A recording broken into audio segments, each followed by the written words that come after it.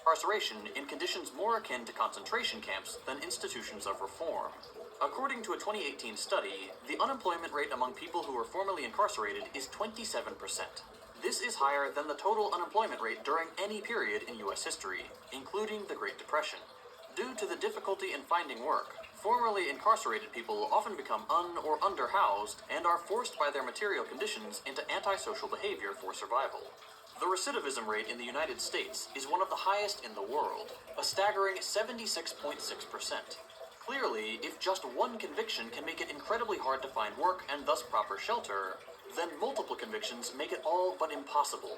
This condemns people to an undignified and traumatic life. By now, based on countless studies and plain common sense, it should be obvious that the solution to most antisocial behavior is to ensure basic human needs are met. Nutritious food, clean water, dignified shelter, and high-quality healthcare. Since the war on drugs had no intention of actually solving the problem, it not only locked up millions, but also created the largest surge of unhoused people since the Indian Removal Act. Tiger Woods. Oh, great, another ad about golfing, which I care nothing about. And this process is ongoing. Unhoused people are targeted by state authorities both legally and physically. A litany of laws including loitering, camping in parks or on sidewalks, and trespassing all seek to criminalize being unhoused. Yeah, and it's you know, and it's no different than today. Like, it's just, back in the day, I think again, there's all kinds of situations. It's really, you can't just pinpoint one thing. I mean, yes, there were some people that they got, into alcohol, drug addiction, which is a predisposed, condition, and these people just truly need help. They really need, they need better tools and resources. They need help. They're not being given those options. And, even more occurring today is a lot of people are just, the wages are not keeping up with the cost of living. And, a lot of people have lost jobs or can't get jobs, and, they're homeless. And especially if they don't have any kind of support systems like family or friends who they can live with to not be homeless. And, so then, they turn to the streets, and, it's like, well, where else are they supposed to go? They don't have a home. Like, and then they get criminalized for loitering, and, it's just, it's really a major problem, and it just seems to get worse each year that passes by. Police violence against the homeless has its own bloody history, but in short, it's rampant and savage. In Los Angeles County, near the town of Lancaster. Yeah, that's the thing that gets to me the most, is like these people are literally in the most vulnerable position in their life. They're at their, this is like the rock bottom. Like, being homeless is literally like a rock bottom. And, I would think that most people would not want to be in that position. There are some that have chosen that. You do get some people who they just choose to be homeless. But most people would not desire to be homeless, and they're getting punished. Like, it's like they've either lost their job, they lost their support system, they have mental health issues, or they have physical health issues, and because they lost their jobs and their support systems, they couldn't afford anything, they couldn't work, and they are living on the streets and getting constantly harassed by police, getting harassed, basically being treated like animals. A lot of them, a lot of homeless people will disappear. Go just, suspiciously, they just go missing. I think a lot of them are just getting taken away and murdered, or they're being put into like secret camps or something, by the government. It's just, it's really just, it's really horrid. It is really horrid. Police have been rounding up unhoused people and dropping them in the Mojave Desert, where summer temperatures average over 38 degrees Celsius. Yeah, just look at that. It's just, put them in like a place, like a hot desert. They don't have resources. They might not have shelter, no food and water. And those kinds of temperatures, I mean, that is a death sentence. It won't take very long to die in those conditions without, a shelter and without food and water. Over 100 degrees Fahrenheit. But homeless people, again, to the government, they're just like useless animals, and there's no consideration of the fact of what caused them to be homeless. Um, Again, those reasons vary. I'll say that a million times, but a lot of people, they just simply fell on hard times and could not afford their rent, or they couldn't afford their mortgage anymore. They couldn't afford their house, and they had to become homeless. This is I don't, and they're just being treated like this. This is unconscionable and tantamount to attempted murder. While this particular horror is confined Yeah, it is. They're trying to murder them. They want them dead. Like the government, they want homeless people dead. They do. just one county in California, there's another you've probably encountered if you've ever walked under an overpass, sat on a park bench, or waited at a bus stop in a U.S. city. Unusable armrest on park benches, narrow and pitched bus stop seating, even large concrete spikes. It's called hostile or anti-homeless architecture, using the built environment to make the lives of the unhoused even more miserable by deterring or preventing them from using public infrastructure. You can't it's just like, we make, that we created this society, we've created these conditions that caused a lot of these people to be homeless, and we're still just gonna punish them. We're just gonna kick them. We're gonna make everything uncomfortable. We're gonna make it where they can't go anywhere. They can't sleep. A lot of homeless people, they develop sleeping problems because of the conditions. They can't, they either maybe are getting harassed by other homeless people, or having to keep their guard up, and it's just, oh my gosh, you guys, it makes me sick. It makes me so sick that we're treating people like this. We're like, why are we treating people that are in these vulnerable positions? Why are we treating them like this? It's inhumane. It's really just inhumane. It's just sad, I mean, I understand, certain areas, they don't want, a bunch of homeless people wandering around, businesses, can affect their businesses, but okay, if you guys aren't going to make it where these people can, afford life or whatever, what are they going to do? And then that's again why the government takes a lot of them and takes them away, and I think either murders them or just puts them in some kind of secret camps, or takes them off into other areas that they're just gonna starve out and die. Sad.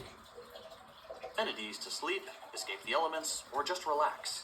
This liberal response to a systemic problem is not only cruel, but wastes money that could be used to provide unhoused people with the services and support they Exactly, need. exactly. They could be spending all this money providing places for these people to go, so they are not sitting out here on the streets. And then look, they put fucking spikes in the road. Look at these fucking spikes. Return to dignified housing. Another capitalist innovation. They're basically just saying die. That's the message they are saying. They're saying, if you are a homeless, unhoused person, you deserve to die. You should just not be here anymore. And even if we created that situation for you, it's still your fault. Like I said, this country is a constant gaslighting.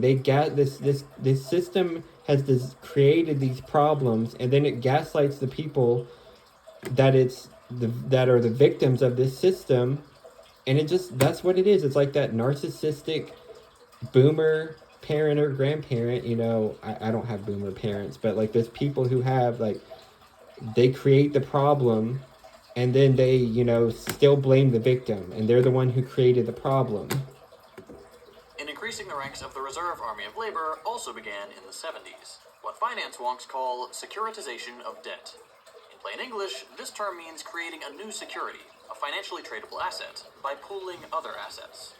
In 1970, one such security, the now infamous mortgage-backed security, was created and then tipped the first domino on the long road to the 2000s because, hypothetically speaking, suppose a bank could both write mortgages and trade securities.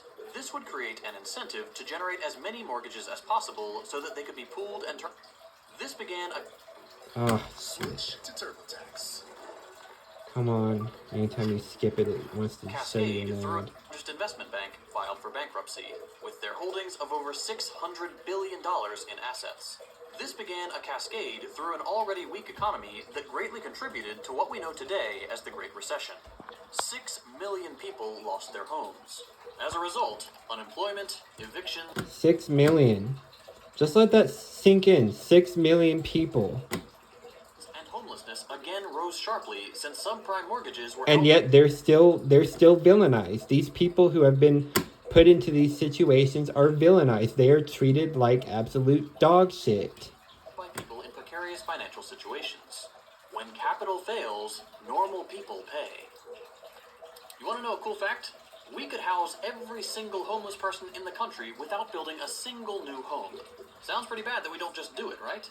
Well, what if I told you we could give each of them 24 homes? Earlier we mentioned there are over 600... And what is the reason for that? What is the reason? It's greed. It's just pure, straight up greed. These wealthy elites, these rich people, these landlords, they are just greedy, parasitic leeches. They're so greedy. They're like, me, give me mine, me. You know, and, you know, quite literally just letting millions of other people perish because they're too greedy to try to get beyond themselves. They can't get their heads out of their own asses. It's greed. 50,000 unhoused people in the U.S. There are over 16 million vacant homes that could be utilized to eradicate the entire phenomenon of homelessness. Of all the many proposed solutions to homelessness, only a few are moral and address the actual material needs of the people. Unfortunately, most are liberal and seek to work within the capitalist system. And although they are doomed to fail, they are the only ideas allowed to be tried. Ideas like building more affordable housing, or voucher programs that are either failures outright, or so limited in scope that they have no impact on the problem. And right now you probably expect me to talk about NIMBYs and YIMBYs, but that would be making the mistake of attributing causes of systemic problems to individuals.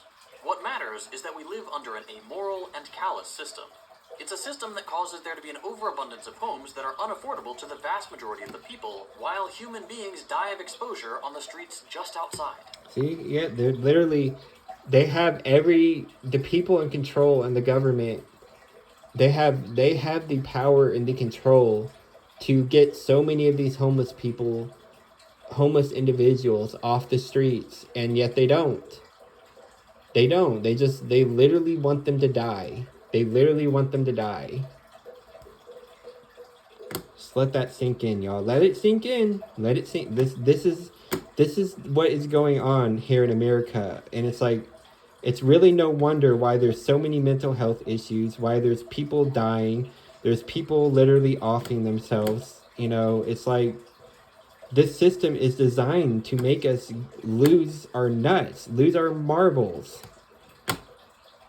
But if there are so many vacant homes, why do we see so many articles from all around the US raising the alarm about housing shortages?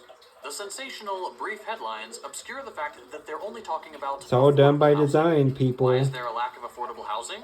Homes are treated as a commodity instead of shelter, and as of 1970, also an asset to be bought and sold on the stock market. Additionally, the most profitable housing to build isn't affordable.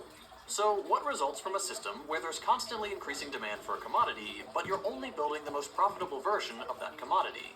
The omniscient invisible hand dictates that the market should be flooded with high-end, unaffordable homes that then lie mostly vacant. And most people don't care about having a mansion. Most people don't care. Like, they just want a shelter. They just want a place they can go in and be safe from the elements and the harsh conditions of the outdoors. Like, we don't care about having big mansions. Like, that's never been like, oh my, y'all, like, if you see me I'm very passionate about the subject, and it really riles me up. In addition to an incentive to flood the market with a product most people can't afford, there's a perverse incentive for the capitalist class to ensure there are always a large number of unhoused people. Due to the unhinged morality inherent in the system, The unhoused are used as a threat against the rest of the working class. In Marxist terms, the and underhoused serve as a reserve army of labor that is primarily used by capitalists as a method of suppressing wages. It's all slavery. It's all slavery, y'all. That's all it is. It's slavery. There's no sugarcoating it. There's no wrapping it up in a nice little bow. It is slavery. After all, if there are a lot of unemployed people, high supply, then the price they can command in the market decreases, leading to a race to the bottom, where workers are forced to compete with one another over lower and lower wages. Since 2020, we've been living through yet another historic financial crisis caused by an abysmal I'm going to stop it here.